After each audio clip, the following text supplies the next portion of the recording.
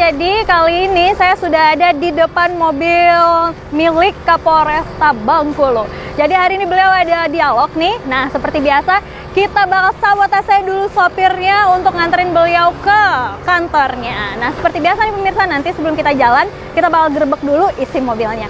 Kayaknya itu udah selesai. Kalau gitu langsung aja ya pemirsa, langsung kita samperin dan nanti kita bakal ngobrol banyak tentang beliau. Yuk.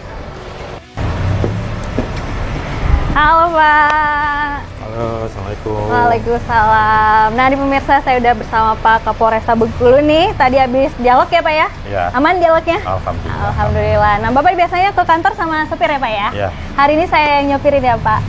Oke. Oke. Iya. Tapi seperti biasa nih Pak, kalau kita di Sopir RBTV tuh kita ada sesi gerbek isi mobilnya nih. Jadi, Boleh, silakan. boleh ya Pak ya? Nggak ada apa-apa kan dalam mobilnya? Oke, kalau gitu langsung aja ya Pak kita ke mobil.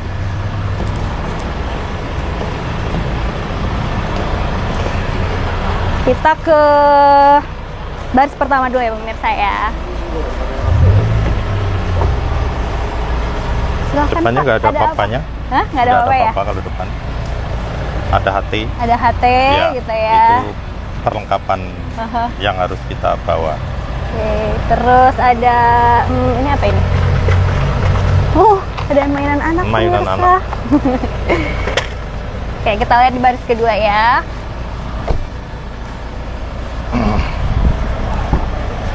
Tada! Ada minuman. Dan kayaknya agak ini deh pemirsa, agak rame isi dalamnya ini. Ya Pak ya. Ada makanan. Ini makanan kesukaan Bapak, biasa kalau ngemil? Ya, biasa untuk ngemil aja. Biasa untuk ngemil. Ada coklat-coklat, terus ada ini pemirsa, ada kacamata. Nggak apa-apa kan Pak, saya ubek-ubek? Ya, ada mata untuk pelindung. Dan pastinya ada berkas-berkas. Ya, Ya, ada berkas-berkas. Kalau di sini, situ masih banyak. biasanya nih baju-baju gitu nggak Pak? Nggak ya? Ada sebagian. Di sebagian. Tada! Wih, penuh nih. Pak, Bapak aja deh yang jelasin Pak, ini apa aja. Ya, ini ada topi. Aha. Ini Ini ada- topinya banyak ini. Iya. Beda-beda situasi makainya gitu ya Pak ya? Iya. Kalau yang itu kan untuk upacara, ini untuk hari-hari. Oh, gitu. Yang hitam itu untuk kegiatan-kegiatan olahraga. Biasanya ini ada topi olahraga. Topinya banyak nih pemirsa. Kayaknya ada Bapak hobi topi-topi ngoleksi topi deh. Olahraga, perlengkapan-perlengkapan olahraga. Ini ada Terus? minuman untuk hari-hari. Hah? Ini ada Ini apa nih Pak? raket tenis, Oh, karena raket kebetulan tenis. hobi tenis. Oh, Bapak hobi Ya. main tenis nih pemirsa Jadi ini ceritanya. Selalu dibawa kemanapun dengan sepatunya. Nih sepatunya Ya. pemirsa. Cuma satu nih Pak sepatunya. Ya, sementara satu yang dibawa. Satu. Terus Itu. jaket ya. Ya, jaket untuk biasa Dan tisu dan kegiatan-kegiatan. jangan lupa sedia payung sebelum Nah, hujan. payung, ya. Oke. Kita udah siap nih Pak. Oke. Kita jalan. Oke, kalau gitu pemirsa langsung aja perjalanan kita langsung ke kantor ya Pak ya. Oke, kantor. yuk.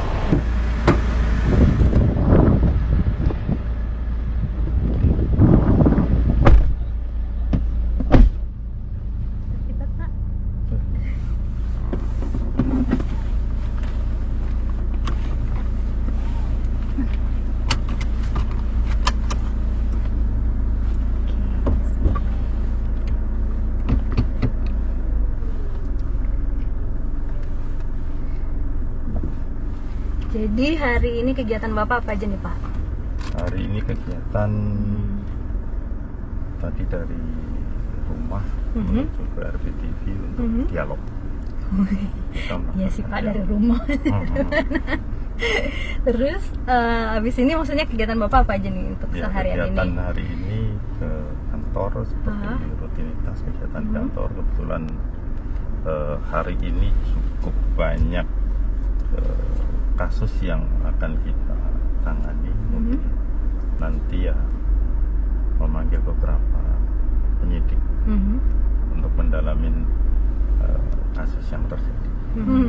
Penemuan mayat. Mayat. Oh gitu. Jadi belum diketahui mayat, apakah belum itu diketahui ya kerumunan kerumunan atau belum, sorry. Oh gitu. Jadi nanti akan kita dalamin apakah kasus tersebut kasus seperti apa, kita masih olah TKP. Oke. Kita agak random ngobrolnya, nggak apa-apa ya Pak ya? Ya. Oke. Jadi hari ini kan kegiatan Bapak nih kayaknya padat banget ya Pak ya? Emang biasanya Bapak kalau dari rumah ke kantor gitu memulai aktivitas dari jam berapa sih Pak? Kita dari rumah biasanya berangkat sekitar jam 7. Ya. Jam 7 ke kantor, kemudian rutinitas ke kantor, kita ngecek ruang tahanan, kemudian ngecek anggota. Kalau hari Senin biasanya ngambil apel, tadi nggak ngambil apel karena ada kegiatan di sini. Kemudian kalau hari-hari, tiap hari kita juga akan mengecek keberadaan anggota di unit-unitnya. Gitu. Bapak asli orang mana nih? Saya asli dari Madiun. Madiun kan sudah kenal nih, kalau Madiun itu kota terkenalnya kota Brem. Iya. Yang dari Tape itu kan Pak? Ya. Dan pecel. Kalau ke Madiun nggak makan pecel, bukan ke Madiun namanya. Tapi kalau saya di Ponorogo tuh juga banyak Pak pecel-pecel. Ya, tapi beda. Oh beda. Karena kalau kota pecel ya di Madiun. Oh gitu. Ya.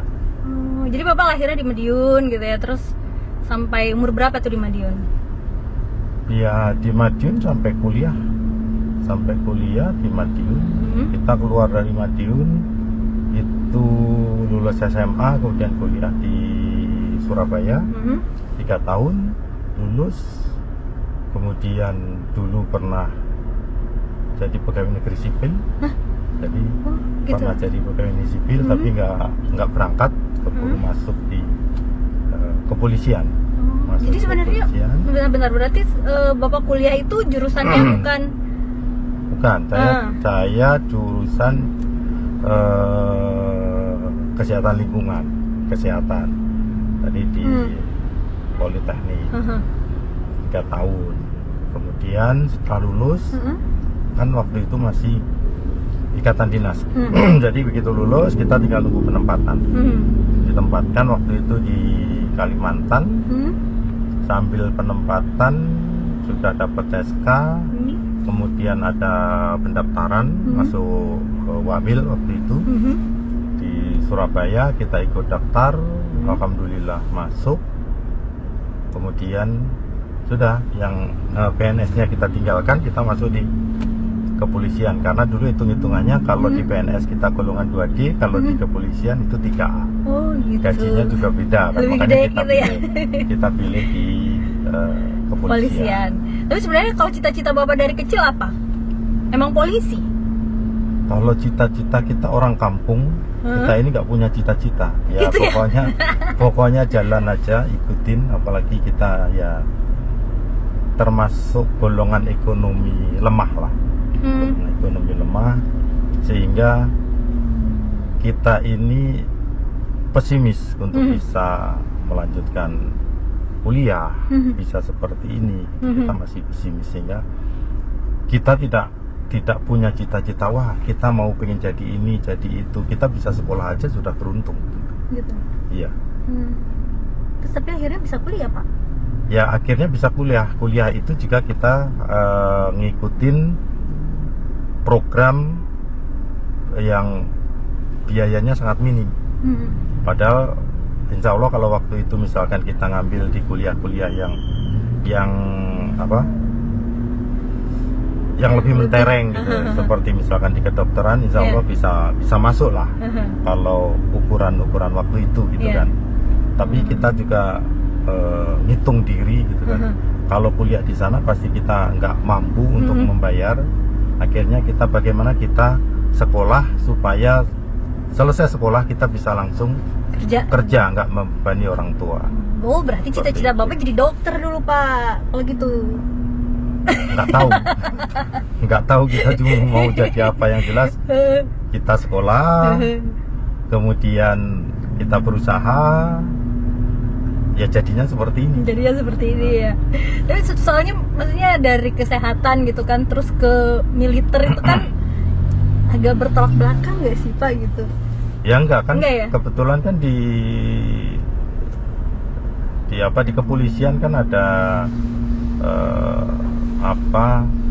kedokteran kesehatan. Oh gitu. Dulu awal penempatan saya memang di kedokteran kesehatan. Jadi di Dokes, kemudian di rumah sakit, ikut mengembangkan di rumah sakit di Bayangkara, mulai waktu itu rumah sakit tipe D sampai ke tipe B saya ikut mengawakin di sana bersama-sama dengan rekan-rekan yang lain. Kemudian setelah pangkat AKP, ikut sekolah selapa, keluarlah dari kedokteran kesehatan, dari Dokes keluar, kemudian di Polda, waktu itu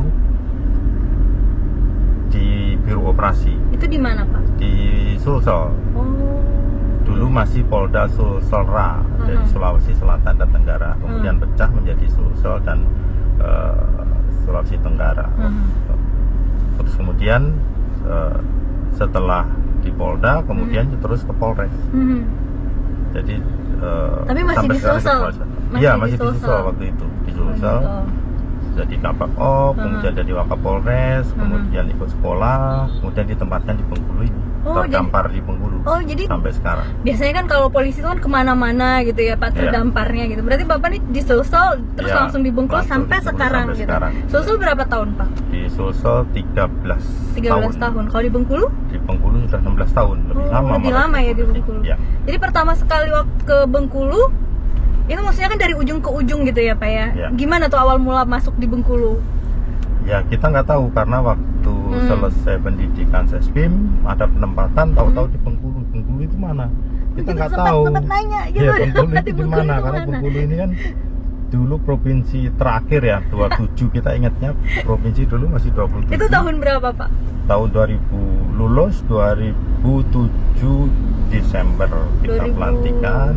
Kemudian ke Bengkulu ini di Januari 2008 berangkat ke Bengkulu, itu dulu berlima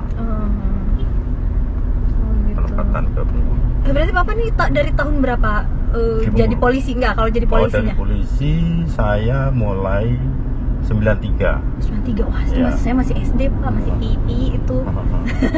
Masih kelas 1 atau kelas 2 SD gitu. Udah lama. Nah terus tahun 2008 ya di Bengkulu ya, jabatan pertamanya apa tuh waktu itu? Di mana? Di Bengkulu. Oh, di Bengkulu ditempatkan di Biro Operasi, Kabak Binop. Di bagian yang mengawakin operasi di Polda. Di Polda itu 1 tahun. Kemudian habis itu di Lantas. Di Lantas itu semua subdit sudah ada, sudah saya tempatin, mulai Gakom, kemudian DGASA, kemudian Regiden. Setelah itu ditunjuk jadi Kapolres di Kapolres Kepayang. Setelah Kapolres Kepayang, kemudian 3 tahun di sana, kemudian masuk ke Polda lagi, itu di Bitumas cukup lama, ya rekan-rekan di media hafal. Terus kemudian masuk ke Direktorat Pamovit, itu 2 tahun, kemudian ya kemarin ditempatkan di Polres Bengkulu. Jadi yang paling lama itu di Kabid Humas ya Pak ya? Iya, lama di Kabid Humas, nongkrong di Kabid Humas itu lama.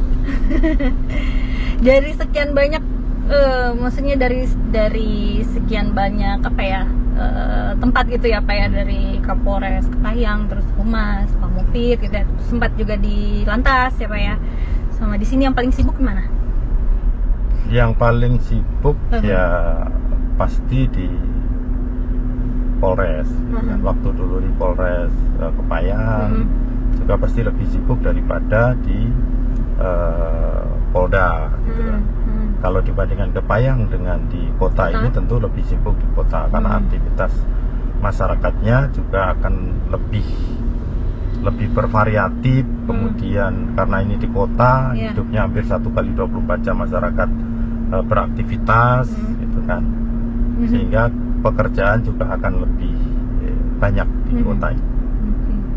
Nah, ini Bapak kemarin dilantik bulan Januari ya Pak ya? Ya. Berarti ini hitungannya udah berapa minggu nih Pak? Udah berapa hari nih? Itu nggak Pak? Hampir sebulan. Hampir Kan sebulan ya? tanggal 14 nanti sudah sebulan. Apa nih tantangannya atau apa sih yang jadi, maksudnya jadi rencana terbesar Bapak nih ketika memimpin Polresta Bengkulu nih?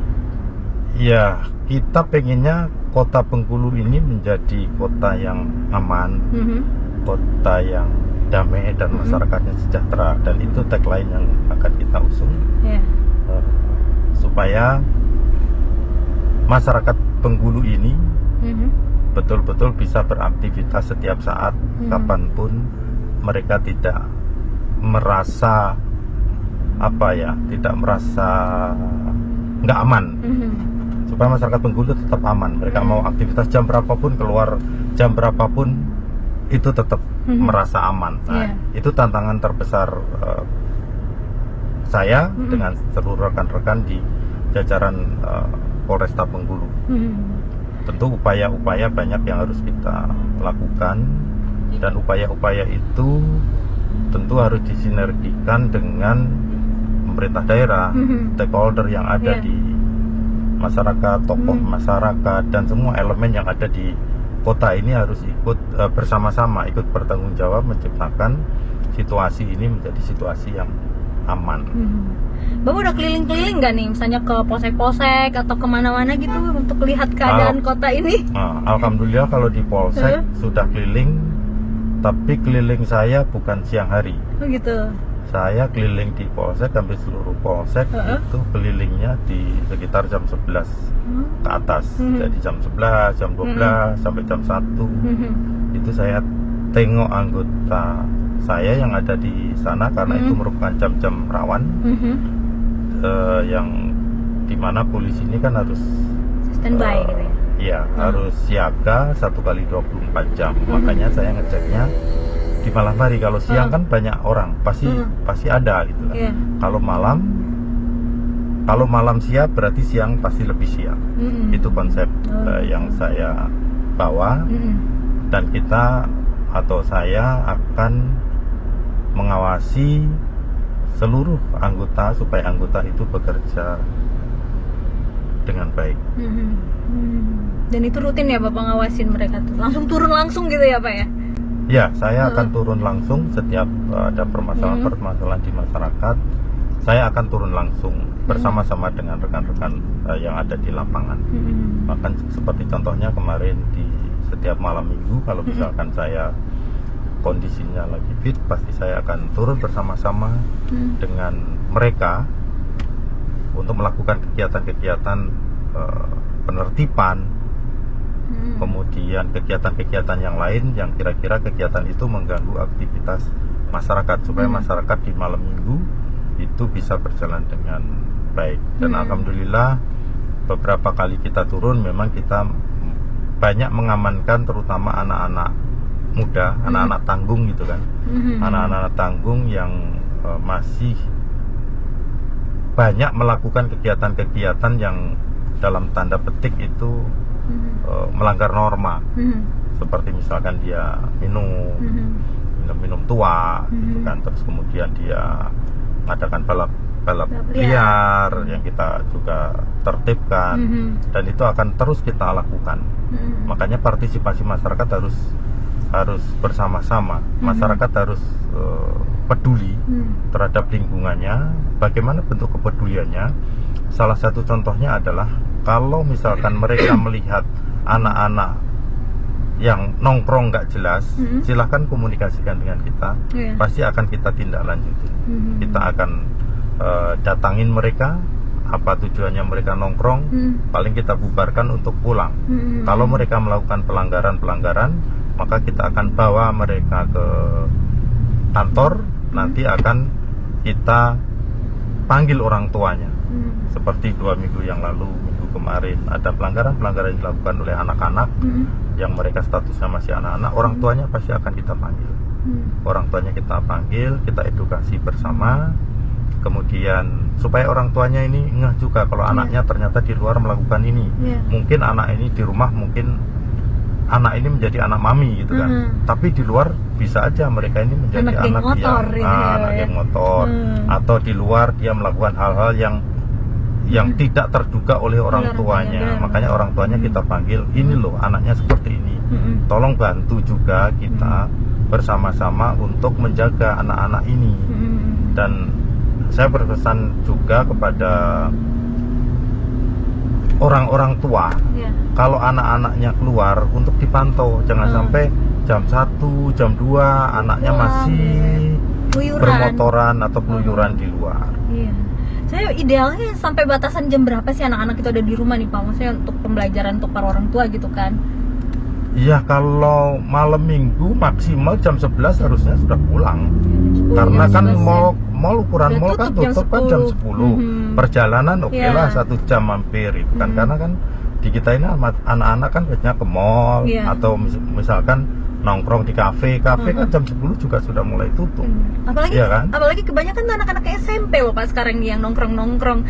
Ya kalau umuran anak SMP itu kan sebenarnya masih apa ya? masih anak-anak banget gitu kan. Ya itu makanya seperti penggunaan kendaraan roda 2.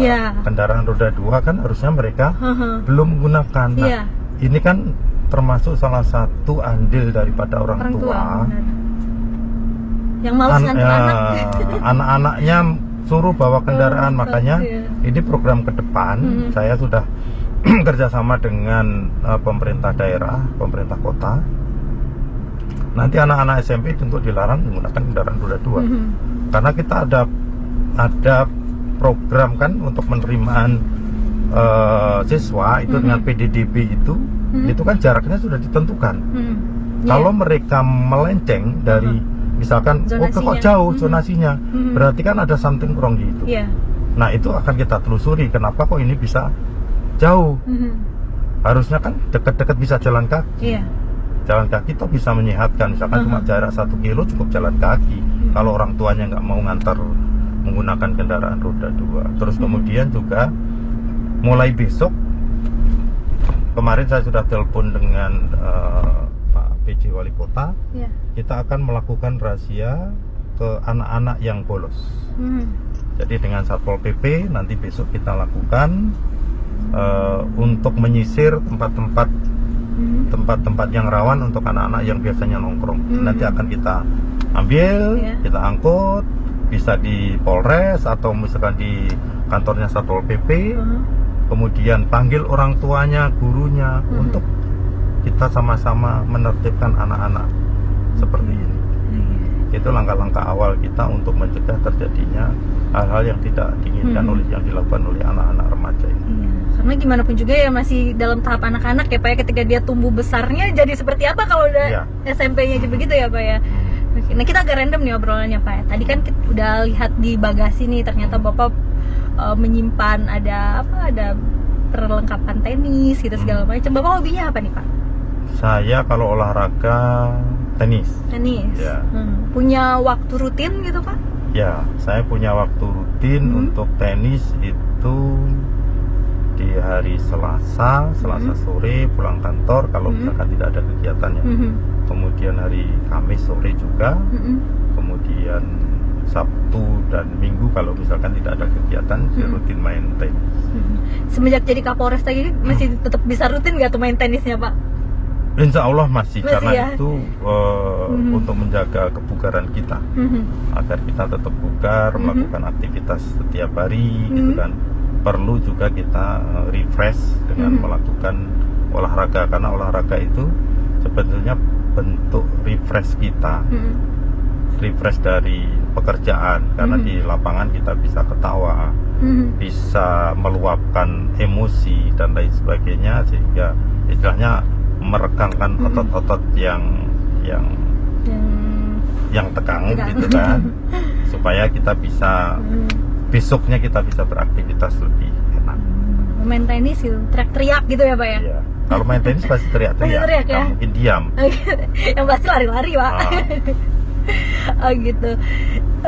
Berarti itu ya rahasianya Bapak supaya tetap fit, apalagi di tengah kesibukan sekarang nih jadi Kapolresta yang memang padat ya pasti ya Pak ya? Iya.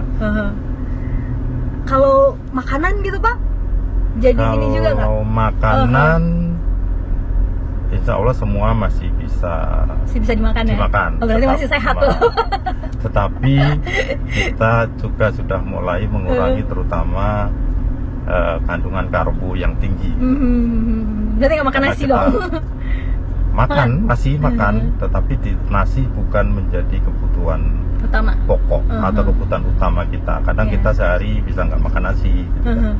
Tapi kita kadang sehari makan nasi 2 kali juga, jadi nggak tentu ya. nggak tentu, tapi porsinya memang nggak banyak. porsi jumbo gitu kan. Porsi ya apa, untuk mengisi perut, untuk mengisi perut aja, bukan untuk bikin kenyang gitu kan. Emang umur Bapak berapa sih Pak? Umur sekarang sudah berapa, 55 ya? Iya. Ya, Tapi Bapak masih sekarang kelihatan udah seperti umur 40 tahun. Jadi kalau saya ngumpul sama anak-anak 38-an, 39 masih bisa lah gitu, masih menyesuaikan gitu. Ya, kita harus beraktivitas terus karena tugas-tugas kita masih cukup banyak gitu kan. Makanya kita harus jaga tetap supaya tetap fit. Nah, pasti Bapak punya prinsip hidup nih atau moto hidup apa tuh? Kalau moto hidup kita sederhana. Kebahagiaan itu kita yang menciptakan. Setuju Pak. Oleh karena itu kita dalam menciptakan kebahagiaan sebenarnya hal yang mudah gitu. Jangan kita tergantung kepada siapapun. Ciptakanlah kebahagiaan itu Contohnya agar tuh gimana tuh?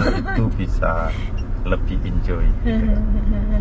Ya contoh Misalnya hal-hal yang contohnya kan hal yang kecil. Kalau kita misalkan suka tenis, ya udah main tenis. Itu kebahagiaan kita. Gitu kan. Kalau kita pengen, kita hobi, misalkan hobinya apa gitu kan. Misalkan jogging, ya udah laksanakan jogging. Jadi olahraga, gitu ya. kalau mau makan. Tapi kan harus dipilih-pilih juga. Makanan-makanan yang sesuai dengan kebutuhan kita. Kalau kita umur-umur sudah begini ya tentu makanan yang sehat. lebih sehat. Makanan-makanan yang bisa menjaga kondisi kita tetap sehat. Asal jangan pura-pura bahagia aja ya Pak ya. Itu lebih susah Pak daripada bahagia beneran. Nah, ini ada pertanyaan biasanya saya tanyakan di akhir nih Pak, ke semua tokoh di Sopirin RBTV. Kalau dideskripsikan dengan 3 kata tentang diri Bapak, apa itu? Apa ya? Mendeskripsikan. Iya, tentang diri Bapak nih dalam 3 kata. 1 kata aja. Enggak Mas, saya maunya 3 kata.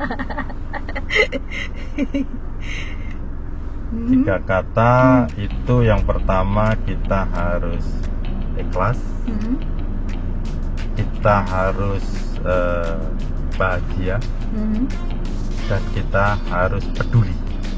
Ikhlas, berarti Bapaknya orangnya ikhlas gitu ya, terus selalu bahagia gitu maksudnya ya Pak ya. Ya, harus bisa membahagiakan dirinya sendiri. Iya, harus peduli ke orang-orang di sekitar.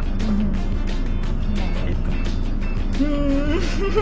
Nah, Pemirsa, sebenarnya banyak nih yang masih bisa kita obrolin, tapi ternyata kita udah sampai ini dan waktunya juga sudah mencukupi ini Pak. Nggak terasa nih obrolannya. Jadi habis ini aktivitas Bapak apa? Ya, langsung. Ada rapat-rapatkah atau apa gitu? Iya. Oke. Ada. Oke, kalau gitu kita langsung turun nih pemirsa.